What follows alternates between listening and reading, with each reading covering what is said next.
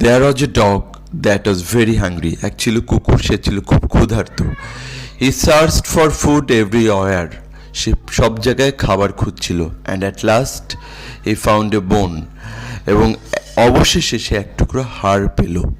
He picked the bone with his mouth. সে তার মুখ দিয়ে হাড়টি তুলে নিল. And started going back to his home. এবং তার বাড়ি ফিরতে শুরু করলো. There was a bridge on the way to his home. তার বাড়ির পথে একটা ব্রিজ ছিল. When he started crossing, যখন সেটি পার হতে শুরু করছিল,